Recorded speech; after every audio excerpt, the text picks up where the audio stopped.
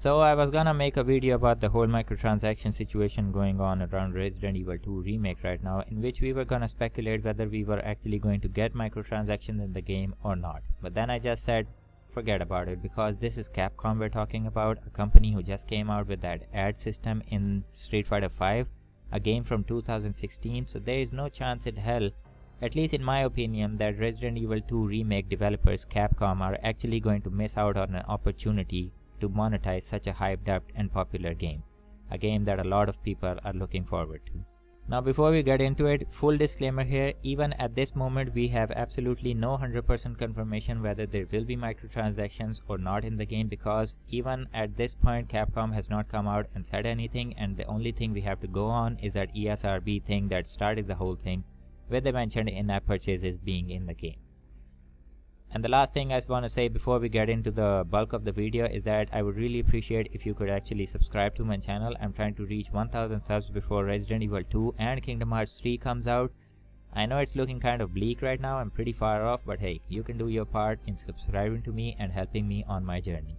Without further ado, let's just get into it. Now the only kind of microtransactions that I see working in Resident Evil 2 are cosmetic items, and that is a popular opinion that a lot of members of the community have, where they say that the deluxe edition extra items such as the costumes and the retro soundtrack are the things that we are actually going to get as microtransactions in the game. And they also say that maybe those are exactly the things that the ESRB ended up calling in-app purchases.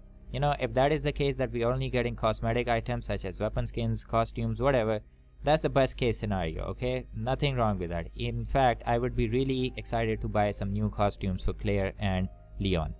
But if they come out with anything other than cosmetic items, such as like gameplay enhancing items such as ammo boosters or weapons and health bars, whatever man, you know what I'm talking about, then it's a complete disaster, because this is a survival horror game and there's a reason you have low health and low everything including ammo in a survival horror game.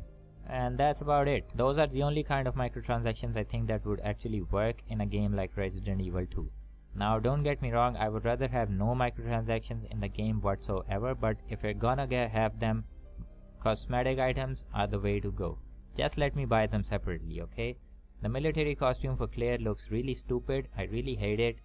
Yes, I said it, fight me if you want, but it's really stupid looking, and I would rather have like buy separately the only things that I want, instead of like paying for an overpriced bundle that has everything in it.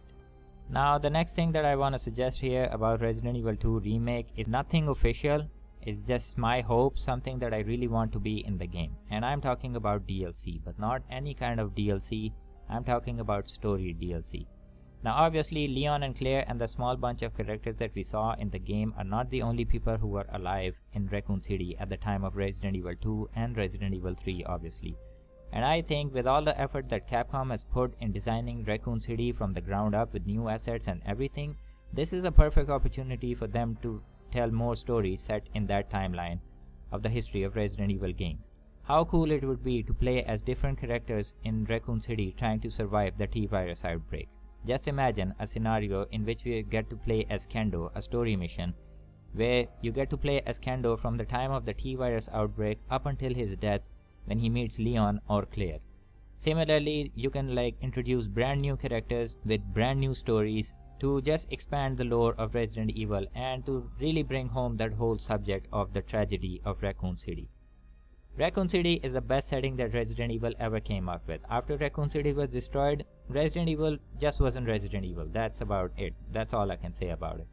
So yeah, DLC, story mode DLC is something that I really hope Capcom considers, because Tomb Raider does that, the new Tomb Raider games, and those are pretty awesome, okay? And I'm sure that Capcom are capable of telling really good stories set in Raccoon City.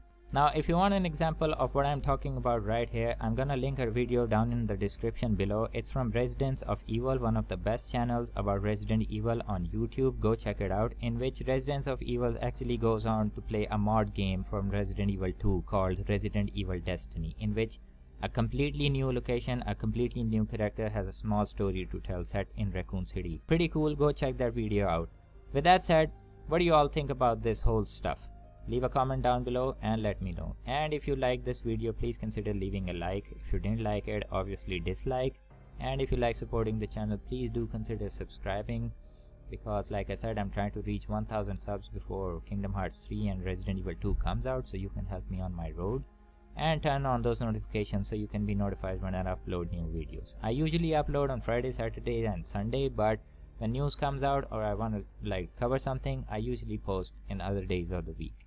With that said, I am Oni. Thank you very much for watching. As always, stay safe, stay cool. I'll see you in the next one. Peace out.